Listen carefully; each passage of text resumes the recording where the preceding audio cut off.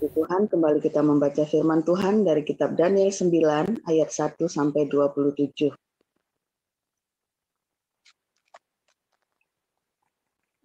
Pada tahun pertama pemerintahan Darius, anak Ahasveros, dari keturunan orang Media, yang telah menjadi raja atas kerajaan orang Kasdim. Pada tahun pertama kerajaannya itu, aku, Daniel, memperhatikan dalam kumpulan kitab jumlah tahun yang menurut firman Tuhan kepada Nabi Yeremia akan berlaku atas timbunan puing Yerusalem, yakni 70 tahun. Lalu aku mengarahkan mukaku kepada Tuhan Allah untuk berdoa dan bermohon, sambil berpuasa dan mengenakan kain kabung serta abu. Maka aku mohon kepada Tuhan Allahku dan mengaku dosaku demikian. Ah Tuhan, Allah yang maha besar dan dahsyat, yang memegang perjanjian dan kasih setia terhadap mereka yang mengasihi Engkau, serta berpegang pada perintah-Mu. Kami telah berbuat dosa dan salah. Kami telah berlaku fasik dan telah memberontak. Kami telah menyimpang dari perintah dan peraturan-Mu. Dan kami tidak taat kepada hamba-hamba-Mu, para nabi, yang telah berbicara atas nama-Mu kepada raja-raja kami, kepada pemimpin-pemimpin kami, kepada bapa-bapa kami, dan kepada segenap rakyat negeri. Ya Tuhan, Engkaulah yang benar, tetapi patutlah kami malu seperti pada hari ini. Kami orang-orang Yehuda, penduduk kota Yerusalem, dan segenap orang Israel, mereka yang dekat dan mereka yang jauh di segala negeri, kemana Engkau telah membuang mereka, oleh karena mereka berlaku murtad terhadap Engkau. Ya Tuhan kami, raja-raja kami, pemimpin-pemimpin kami, dan bapa-bapa kami, patutlah malu, sebab kami telah berbuat dosa terhadap Engkau. Pada Tuhan Allah kami ada kesayangan dan keampunan, walaupun kami telah memberontak terhadap Dia dan tidak mendengarkan suara Tuhan Allah kami yang menyuruh kami hidup menurut hukum yang telah diberikannya kepada kami dengan perantaraan para nabi, hamba-hambanya. Segenap orang Israel telah melanggar hukum-Mu dan menyimpang karena tidak mendengarkan suara-Mu. Sebab itu telah dicurahkan ke atas kami kutuk dan sumpah yang tertulis dalam kitab Taurat Musa, hamba Allah itu. Sebab kami telah berbuat dosa terhadap Dia, dan telah ditetapkannya firman-Nya yang diucapkannya terhadap kami dan terhadap orang-orang yang telah memerintah kami, yakni bahwa akan didatangkannya kepada kami malapetaka yang besar yang belum pernah terjadi di bawah semesta langit, seperti di Yerusalem. Seperti yang tertulis dalam kitab Taurat Musa, segala malapetaka ini telah menimpa kami, dan kami tidak memohon belas kasihan Tuhan, Allah kami, dengan berbalik dari segala kesalahan kami, dan memperhatikan kebenaran yang daripada-Mu. Sebab itu Tuhan bersiap dengan malapetaka itu, dan mendatangkannya kepada kami. Karena Tuhan Allah kami adalah adil dalam segala perbuatan yang dilakukannya, tetapi kami tidak mendengarkan suaranya. Oleh sebab itu ya Tuhan Allah kami, yang telah membawa umat-Mu keluar dari tanah Mesir dengan tangan yang kuat, dan memasyurkan nama-Mu, seperti pada hari ini, kami telah berbuat dosa. Kami telah berlaku fasik. Ya Tuhan, sesuai dengan belas kasih-Mu, biarlah kiranya murka dan amarah-Mu berlalu dari Yerusalem, kota-Mu, gunung-Mu yang kudus. Sebab oleh karena dosa kami dan oleh karena kesalahan nenek moyang kami, maka Yerusalem dan umat-Mu telah menjadi celah bagi semua orang yang di sekeliling kami. Oleh sebab itu, Dengarkanlah ya Allah kami, doa hamba-Mu ini dan permohonannya, dan sinarilah tempat kudus-Mu yang telah musnah ini dengan wajah-Mu demi Tuhan sendiri. Ya Allahku, arahkanlah telingamu dan dengarlah, bukalah matamu dan lihatlah kebinasaan kami dan kota yang disebut dengan nama-Mu.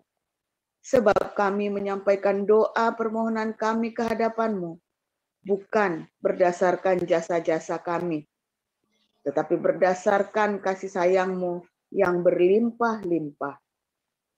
Ya Tuhan, dengarlah ya Tuhan, ampunilah ya Tuhan, perhatikanlah dan bertindaklah dengan tidak bertangguh, oleh karena Engkau sendiri Allahku, sebab kota-Mu dan umat-Mu disebut dengan nama-Mu. Sementara aku berbicara dan berdoa dan mengaku dosaku dan dosa bangsaku, bangsa Israel, dan menyampaikan ke hadapan Tuhan Allahku permohonanku bagi gunung kudus Allahku.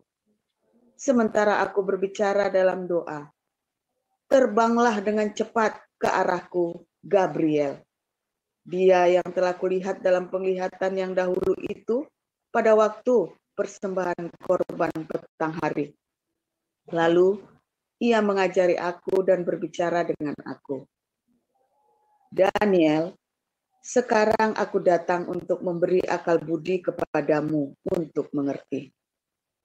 Ketika engkau mulai menyampaikan permohonan, keluarlah suatu firman, maka aku datang untuk memberitahukannya kepadamu, sebab engkau sangat dikasihi. Jadi, camkanlah firman itu dan perhatikanlah penglihatan itu. 70 kali 7 masa telah ditetapkan atas bangsamu dan atas kotamu yang kudus, untuk melenyapkan kefasikan, untuk mengakhiri dosa, untuk menghapuskan kesalahan, untuk mendatangkan keadilan yang kekal, untuk menggenapkan penglihatan dan nabi, dan untuk mengurapi yang maha kudus. Maka ketahuilah dan pahamilah dari suatu firman itu keluar, yakni bahwa Yerusalem akan dipulihkan dan dibangun kembali sampai pada kedatangan seorang yang diurapi, seorang raja.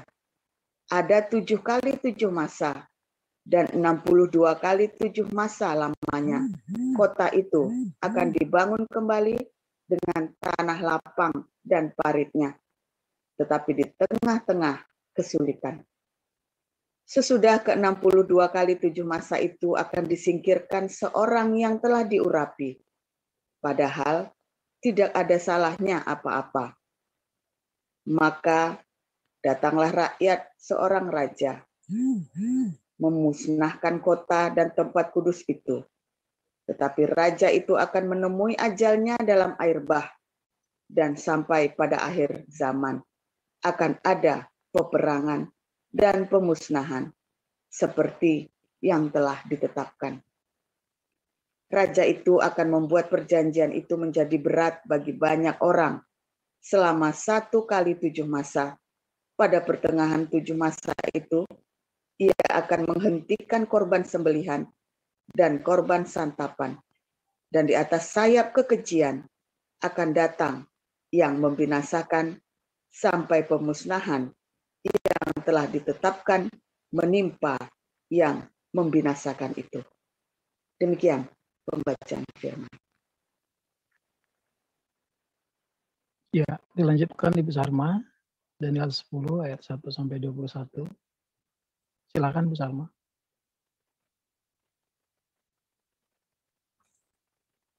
Baik, saya akan lanjutkan pembacaan firman Daniel 10 ayat 1 sampai 27 sampai 21. Pada tahun ketiga pemerintahan Kores, raja orang Persia, suatu firman dinyatakan kepada Daniel yang diberi nama Belsasar. Firman itu benar dan mengenai kesusahan yang besar. Maka dicamkannya lah firman itu dan diperhatikannya lah penglihatan itu. Pada waktu itu aku, Daniel, berkabung 3 minggu penuh. Makanan yang sedap tidak kumakan, daging dan anggur tidak masuk ke dalam mulutku, dan aku tidak berurap sampai berlalu 3 minggu penuh.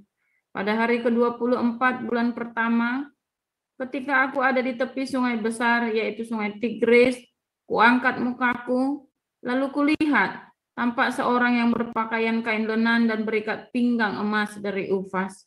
Tubuhnya seperti permata Tarsis dan wajahnya seperti cahaya kilat, matanya seperti suluh yang menyala-nyala, lengan dan kakinya seperti kilau tembaga yang digilap, dan suara ucapannya seperti gaduh orang banyak.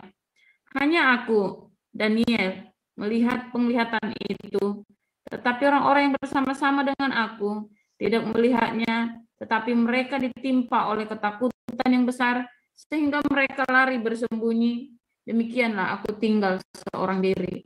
Ketika aku melihat penglihatan yang besar itu, hilanglah kekuatanku, aku menjadi pucat sama sekali, dan tidak ada lagi kekuatan padaku. Lalu kudengar suara ucapannya, dan ketika aku mendengar suara ucapannya itu, yaitu pingsanlah aku tertelungkup dengan mukaku ke tanah. Tetapi ada suatu tangan menyentuh aku, dan membuat aku bangun sambil bertumpu pada lutut dan tanganku. Katanya kepadaku, Daniel, engkau orang yang dikasihi, camkanlah firman yang kukatakan kepadamu, dan berdirilah pada kakimu, sebab sekarang aku diutus kepadamu. Ketika hal ini dikatakannya kepadaku, berdirilah aku dengan gemetar. Lalu katanya kepadaku, janganlah takut, Daniel, sebab telah didengarkan perkataanmu sejak hari pertama engkau berniat untuk mendapat pengertian dan untuk merendahkan dirimu di hadapan Allahmu, dan aku datang oleh karena perkataanmu itu.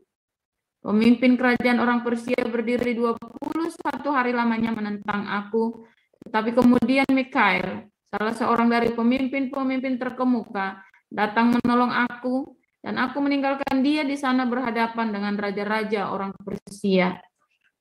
Lalu aku datang untuk membuat engkau mengerti apa yang akan terjadi pada bangsamu pada hari-hari yang terakhir, sebab penglihatan ini juga mengenai hari-hari itu. Ketika dikatakannya hal ini kepadaku, kutundukkan mukaku ke tanah dan aku terkeluh.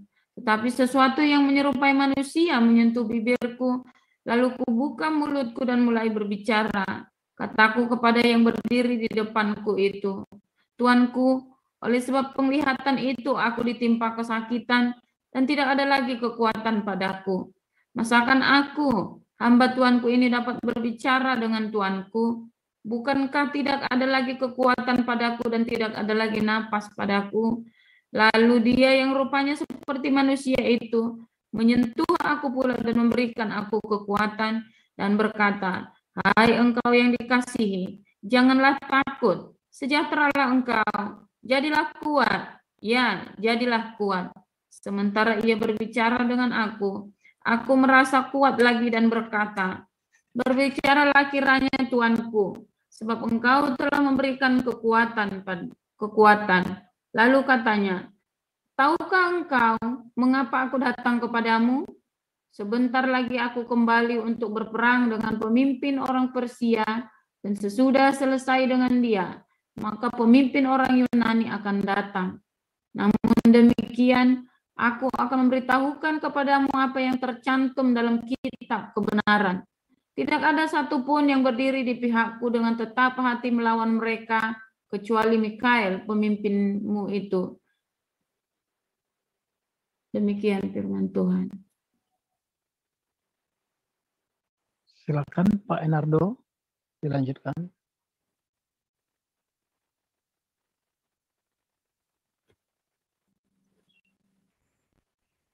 Kalau baginda dari Matius berapa tadi, Pak? Dari Matius 6 ayat 1 sampai 34, Pak.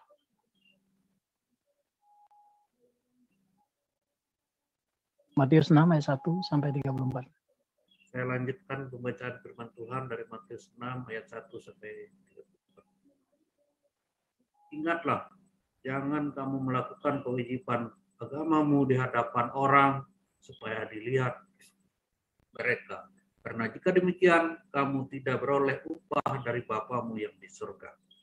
Jadi apabila engkau memberi sedekah, janganlah engkau mencanangkan hal itu, seperti yang dilakukan orang munafik di rumah-rumah ibadat dan di lorong-lorong, supaya mereka dipuji orang. Aku berkata kepadamu, sesungguhnya mereka sudah mendapat upahnya. Tetapi jika engkau memberi sedekah, janganlah diketahui tangan kirimu apa yang diperbuat tangan kananmu. Hendaklah sedekahmu itu diberikan dengan tersembunyi, maka Bapamu yang melihat yang tersembunyi akan membalasnya kepadamu. Dan apabila kamu berdoa, janganlah berdoa seperti orang munafik. Mereka suka mengucapkan doa dengan berdiri dalam rumah-rumah ibadat dan pada tikungan-tikungan jalan raya, supaya mereka dilihat orang. Aku berkata kepadamu, sesungguhnya mereka sudah mendapatkan upahnya. Tetapi jika engkau berdoa, masuklah ke dalam kamarmu, tutuplah pintu dan berdoalah kepada Bapamu yang ada di tempat tersembunyi. Maka Bapamu yang melihat yang tersembunyi akan membalasnya kepadamu. Lagi pula dalam doamu itu, janganlah kamu bertele-tele seperti kebiasaan orang yang tidak mengenal Allah.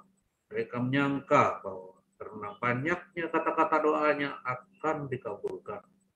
Tetapi janganlah kamu seperti mereka, karena Bapamu mengetahui apa yang kamu perlukan sebelum kamu minta kepadanya. Karena itu berdoalah demikian, Bapa kami yang di surga, dikuduskanlah namamu, datanglah kerajaanmu, jadilah kehendakmu di bumi seperti di surga. Berikanlah kami pada hari ini makan kami yang secukupnya, dan ampunilah kami akan kesalahan kami, seperti kami juga mengampuni orang yang bersalah kepada kami. Dan janganlah membawa kami ke dalam pencobaan, tetapi lepaskanlah kami daripada yang jahat. Dan Engkaulah empunya kerajaan, dan kuasa dan kemuliaan sampai selama-lamanya. Amin. Karena jika kamu mengampuni kesalahan orang, Bapamu yang di surga akan mengampuni kamu juga. Tetapi jikalau kamu tidak mengampuni orang, Bapamu juga tidak akan mengampuni kesalahanmu. Dan apabila kamu berpuasa, janganlah muram mukamu seperti orang munafik. Mereka mengubah air mukanya supaya orang melihat bahwa mereka sedang berpuasa. Aku berkata kepadamu, sesungguhnya mereka sudah mendapatkan upahnya. Tetapi apabila engkau berpuasa, minyakilah kepalamu dan cucilah mukamu, supaya jangan dilihat oleh orang bahwa engkau sedang berpuasa, melainkan hanya oleh Bapamu yang ada di tempat tersembunyi. Maka Bapamu yang melihat yang tersembunyi akan membalasnya kepadamu. Janganlah kamu mengumpulkan harta di bumi nyengat dan karat merusakkannya, dan pencuri membongkar serta mencurinya. Tetapi kumpulkanlah bagimu harta di surga. Di surga nyengat dan karat tidak merusakkannya, dan pencuri tidak membongkar dan mencurinya. Karena di mana hartamu berada, di situ juga hatimu berada. Mata adalah pelita tubuh. Jika matamu baik, teranglah seluruh tubuhmu. Jikalau matamu jahat, gelaplah seluruh tubuh. Jadi jika terang yang ada padamu gelap, betapa gelapnya kegelapan itu. Tak seorang pun dapat mengabdi kepada dua tua, karena jika demikian ia akan membenci yang seorang dan mengasihi yang lain. Atau ia akan setia kepada yang seorang dan tidak mengindahkan yang lain. Kamu tidak dapat mengabdi kepada Allah dan kepada Mammon. Karena itu aku berkata kepadamu, janganlah khawatir akan hidupmu, akan apa yang hendak kamu makan atau minum, dan janganlah khawatir pula akan tubuhmu, akan apa yang hendak kamu pakai. Bukankah hidup itu lebih penting daripada makanan, dan tubuh itu lebih penting daripada pakaian? Pandanglah burung-burung di langit, yang tidak menabur dan tidak menuai, dan tidak mengumpulkan bekal dalam lumbung, namun diberi makan oleh Bapamu yang di surga. Bukankah kamu jauh melebihi burung-burung itu? Siapakah di antara kamu yang karena kekhawatiran yang dapat menambahkan sehasta saja pada jalan hidupnya? Dan mengapa kamu khawatir akan pakaian? Perhatikanlah bunga bakung di ladang, yang tumbuh tanpa bekerja dan tanpa meminta. Aku berkata kepadamu, Salomo dalam segala kemegahannya pun tidak berpakaian seindah salah satu dari bunga itu. Jadi jika demikian Allah menerangi rumput di ladang yang hari ini dan ada dan besok dibuang ke dalam api, tidakkah ia terlebih lagi mendatangi kamu, hai orang yang kurang percaya? Sebab itu janganlah kamu khawatir dan berkata, apakah yang akan kami makan? Apakah yang akan kami minum? Apakah yang akan kami pakai? Semua itu dicari bangsa-bangsa yang tidak mengenal Allah. Akan tetapi Bapamu yang di surga tahu bahwa kamu memerlukan semuanya itu. Tetapi carilah dahulu kerajaan Allah dan kebenarannya, maka semuanya itu akan ditambahkan kepadamu. Sebab itu janganlah kamu khawatir akan hari esok, karena hari besok mempunyai kesusahannya sendiri. Kesusahan sehari cukuplah untuk sehari. Haleluya. Amin. Silakan Pastor Paul. Haleluya. Luar biasa. Haleluya. Firman Tuhan, ya, kebenaran firman Tuhan akan selalu baru bagi Anda yang sungguh-sungguh mencari Tuhan dengan kebenaran, ya, di dalam kebenaran, di dalam aletheia, ya. Karena Yohanes 8 ayat 32 berkata, kamu akan mengetahui aletheia, ya, dan aletheia itu akan memerdekakan kamu dengan kesucian dan kemurnian hati.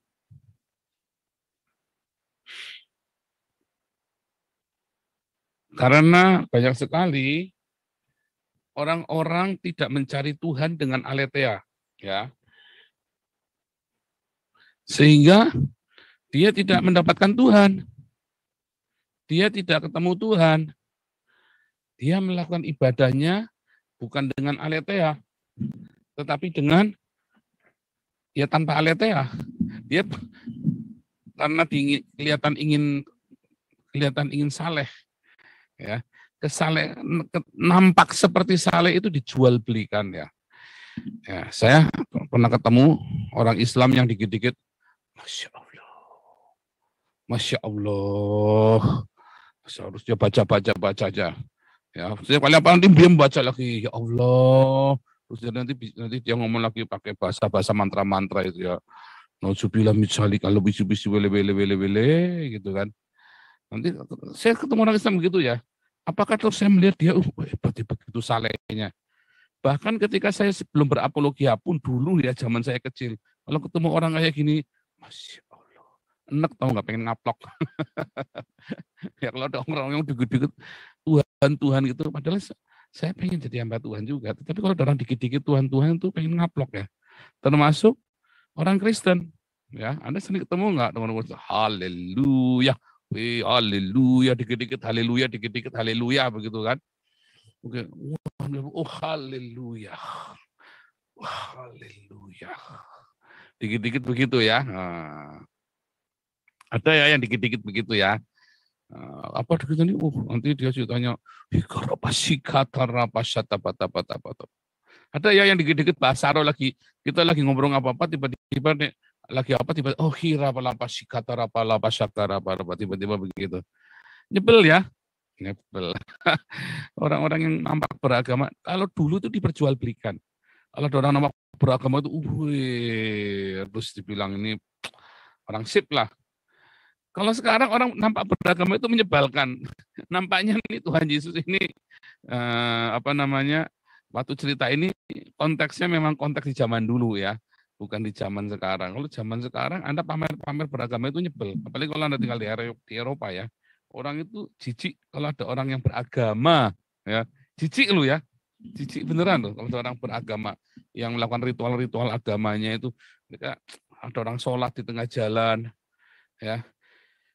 Bahkan ketika Anda melakukan penginjilan di jalan, ya, nah mereka juga sebetulnya jengah loh, nggak suka, ya. Yang saya lakukan itu termasuk banyak orang nggak suka, orang Eropa juga nggak suka, karena mereka trauma sekali dengan yang namanya agama, ya. Mereka pernah dimanipulasi dengan orang-orang beragama, sekalipun Kristen. Nah, hanya bedanya memang tidak sampai berlarut-larut, ya, selesai hanya 300 tahun selesai.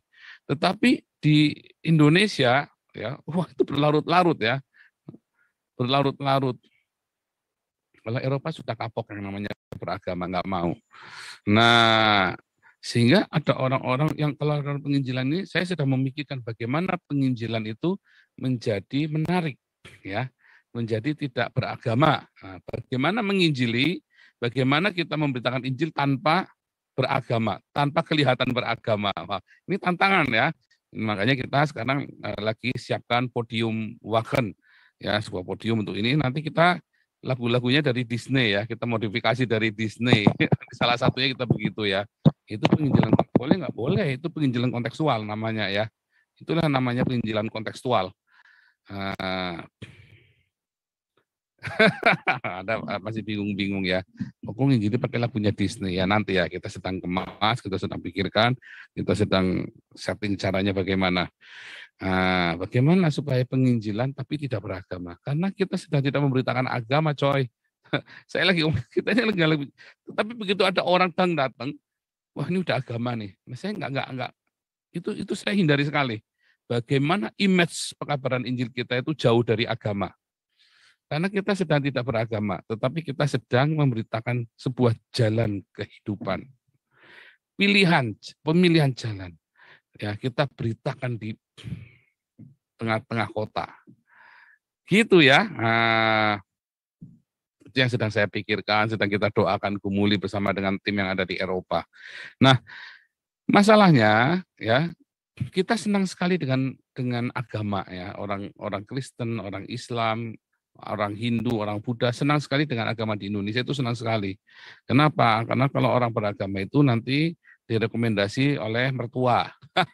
Ya, dapat mertua yang kaya, dapat. Saya nggak tahu ya, kalau anak saya mah kalau ada orang-orang begitu, anak saya yang laki-laki dan perempuan, saya bilang jangan deket-deket. Kalau ada yang orang beragama begitu, bilang jangan deket-deket. Oh, Pak, kok bisa begitu? Iya, jangan deket-deket. Orang itu biasanya munafik.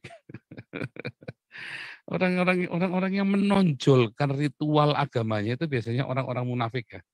Saya bilang jangan deket-deket orang begitu, nanti aneh kamu nanti. Dan nanti kamu akan dimanipulasi sama dia. Ya.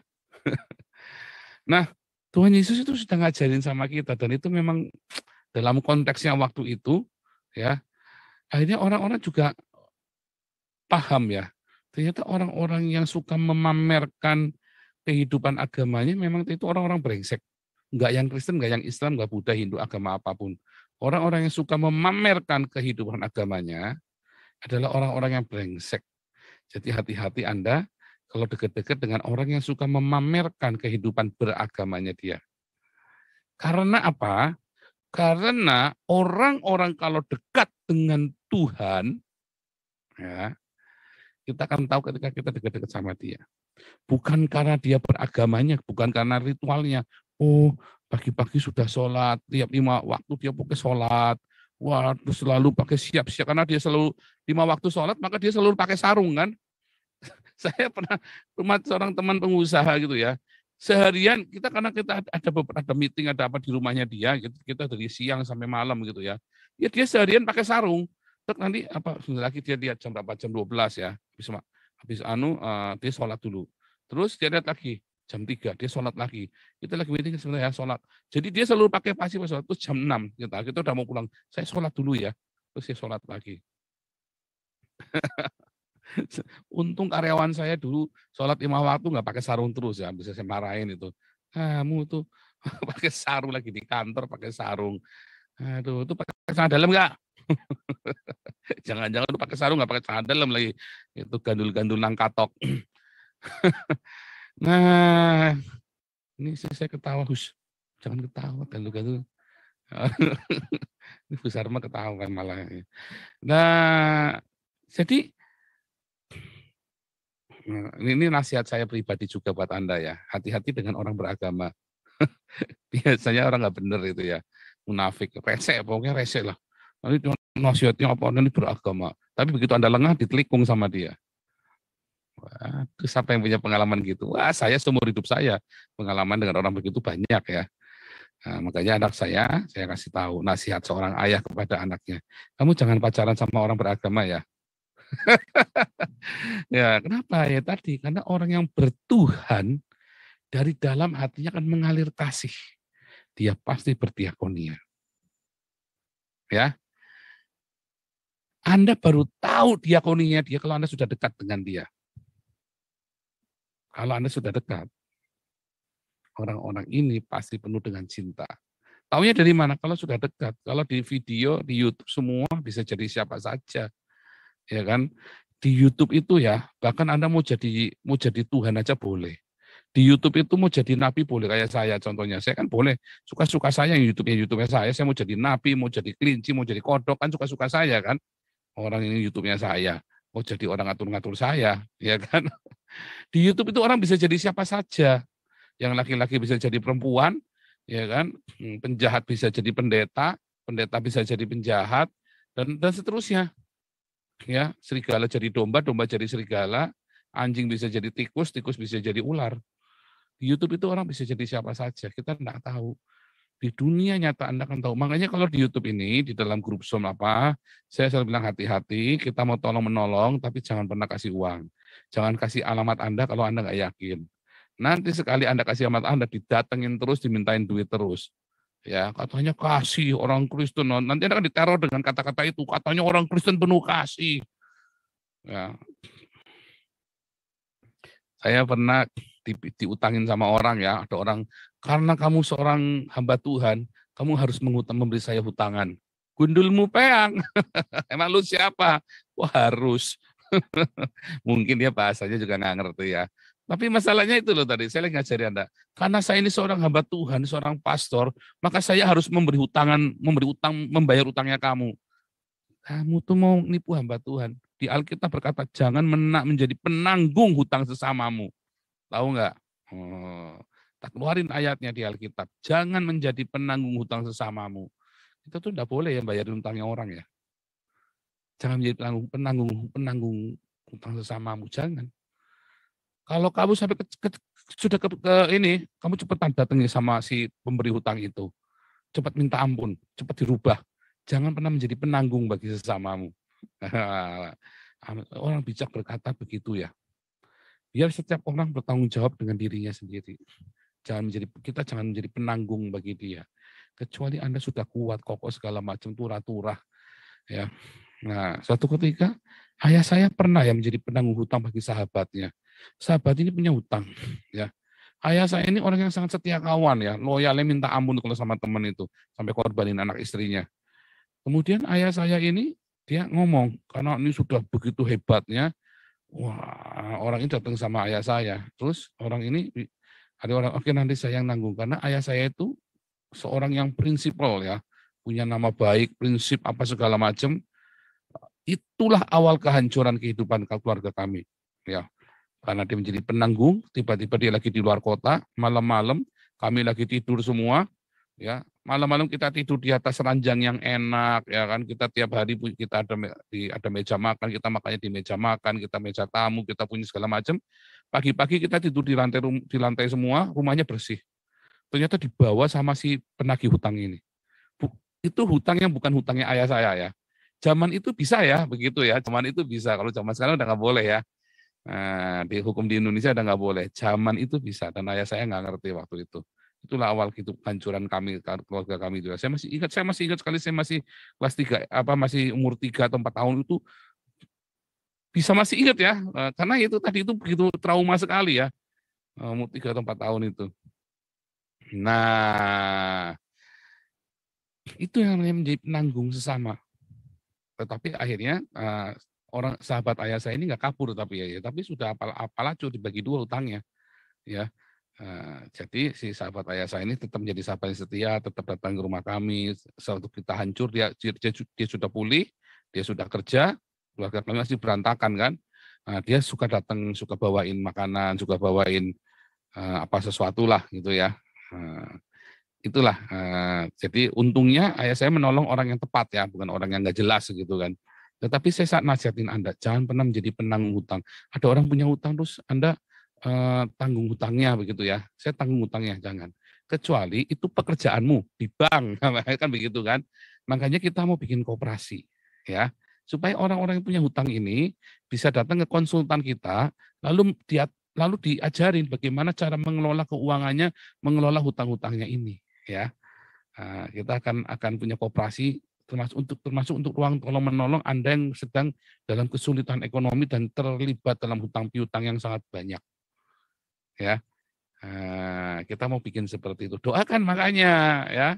Doakan kita Yayasan Embun Pagi ini, ya, nanti jadi Yayasan Embun Pagi untuk ruang tolong menolong dan juga untuk koperasi. Nah, kita lanjutkan. Orang-orang yang dekat dengan Tuhan, orang-orang yang selalu mencari Tuhan yang sejati, yang aletheia, bukan yang ilusi, ya, bukan yang Tuhan-Tuhan ritual, maka dia akan mendapat rema. Kayak tadi ya, Daniel tadi ya, dia sudah merenungkan firman Tuhan yang disampaikan oleh para nabi ya, dan kemudian dia mendapat rema, dapat wangsit, dia mendapat jawaban. Buat Daniel, dia nggak masalah dengan makan, dia nggak masalah dengan harta bendanya, karena dia seorang kasim sida-sida kan, udah dipotong titiknya kan, dan sudah dipotong titiknya ya, itu karena zaman itu kan semua cendik-cendik yang meraja kan harus di ini kan, tetapi ya Daniel punya masalah yang lain, yaitu bangsanya. Dia pikirin bangsanya bagaimana supaya jangan sampai lebih dari 70 tahun bangsanya itu. Kan nubuatannya Nabi Yeremia 70 tahun. Dan dia berdoa dengan sungguh-sungguh. Dan dia mendapatkan jawaban doa itu. Nah, seringkali Anda tidak mendapatkan jawaban doa Anda atau Anda tidak mengerti.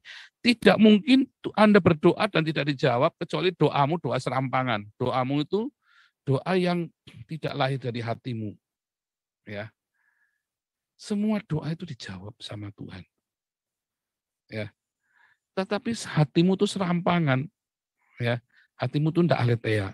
Anda berdoa sambil ngakalin Tuhan, tapi kita nggak jujur. Kita doa sambil ngatur-ngatur Tuhan, sambil ngakali Tuhan. Ya, dari mulai kita berbuat sedekah kebaikan, kita pamer-pamerkan. Loh, Pak Paul juga itu udah pamer-pamerkan. Loh, itu bukan duitnya saya, jadi saya nggak pamer. Itu duitnya orang-orang.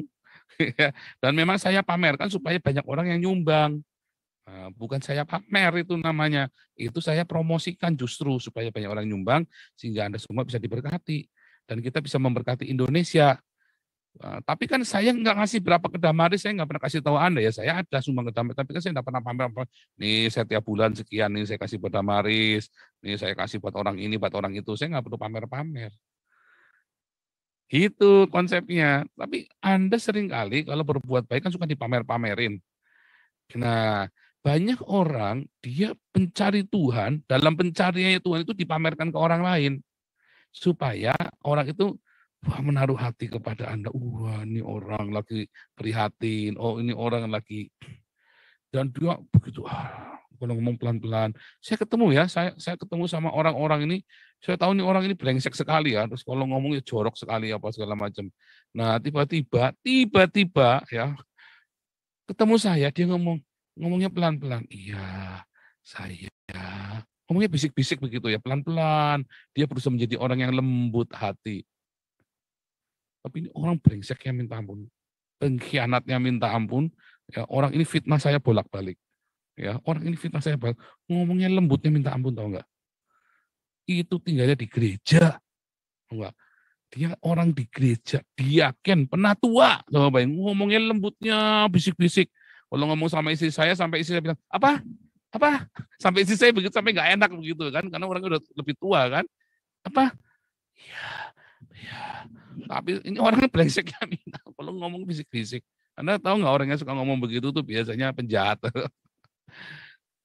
Ada orang yang ngomongnya menggeluk, jubuer, contohnya Kwankong, Jatbau itu kan kalau ngomong jubuer, contohnya apa Nabi ke-26, biasanya hatinya baik. Hore, sayang, nanti saya tak beli efek itu yang tepuk tangan itu ya, supaya kalau lagi begini nanti saya narsis, saya pencet, hore, begitu. Nah, ya intinya apa? Ya, kelembutan itu bukan dibuat-buat. Ya, jadilah be yourself. Hubunganmu dengan Tuhan itulah kamu. Seberapa keeratan hubunganmu dengan Tuhan? Hubunganmu dengan Tuhan bukan dalam bentuk ritual dan simbol-simbol, tapi hubungan dalam apa? Dalam cintamu kepada Tuhan. Kamu begitu penuh dengan limpah dengan cinta. Bagaimana cara mengasihi Tuhan yang tidak kelihatan? Ketika kamu mengasihi, mengampuni musuhmu, ya sekalipun dia tidak layak. Banyak orang doanya berjam-jam, haleluya, haleluya, alhamdulillah terus mulutnya, cangkemnya bacotnya itu pokoknya isinya ayat-ayat Alkitab, kalau ngomong isinya ayat Alkitab, tapi dia nggak bisa ngampuni. Tersinggungan, ya, senggol bacok tersinggungan. Wah, penuh dendam itu ya, penuh dengan dendam. Ya kan? Diomongin jam tangannya 15 miliar aja marah. Misalnya begitu kan, nggak terima. Ya kan? Ditanyain nomor rekening saja ngamuk. Ya kan? Padahal, nah, itu menunjukkan dia nggak dekat sama Tuhan. Saya jamin orang-orang ini tidak dekat sama Tuhan. Kenapa? Kan kelihatan dari buahnya, dari respon-responnya dia. Nah, tapi orang-orang yang dekat dengan Tuhan itu, ya, dia responnya kan baik. Orang-orang yang selalu punya rema dalam hidupnya, dia tenang. Ya, dia akan tenang. Jadi begitu ada hal yang merugikan dirinya, dia tenang. Karena dia tahu Tuhan beserta. Ada orang fitnah dia tenang. Karena Tuhan beserta. Dia bisa ngampuni orang dengan mudah. Ya, dia bisa memberkati orang-orang yang memusuhinya dengan mudah. Ya kan, sampai orang kan nggak percaya kalau dia bisa mengampuni. Orang nggak percaya kalau dia bisa mengampuni, ya kan? Karena logikanya orang-orang ini orang kalau sudah difitnah, sudah dicelakain, mana bisa ngampuni memberkati. Tapi orang-orang yang dekat dengan Tuhan itu bisa. Sampai orang itu sampai musuhnya nggak percaya, orang-orang yang lihat pun nggak percaya, ya kan? Sampai mencoba dikotak-katik atau dibolak-balik.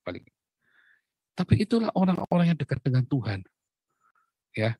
Dan itu bukan dibuat-buat, itu terpancar dengan sendirinya, bukan dibuat-buat, bukan pencitraan. Makanya be yourself, ya. Sebab kalau Anda dekat dengan Tuhan, kalau Anda hidupnya penuh dengan kalau Anda penuh dengan cinta, ya, terus mengalir cintanya, mengalir lagi, maka itu akan mengalir begitu saja, tanpa Anda harus buat-buat. Begitu Anda buat-buat, maka cintanya nggak mengalir lagi dan Anda ya nggak beres, ya. Nanti akan nampak aslinya dan percuma, terus buat apa coba? Terus buat apa? Pencitraan itu buat apa coba? Nggak ada gunanya kan?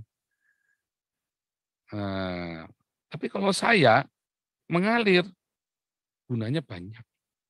Karena ibadah itu jika disertai dengan rasa cukup, besar kuasanya. Artinya apa ibadah disertai dengan rasa cukup itu? Ya, ibadah itu dengan aletheia, dengan mengalir begitu saja, bukan dibuat-buat. Ya, kalau Anda penuh cinta, Kalau Anda marah, bilang saya marah.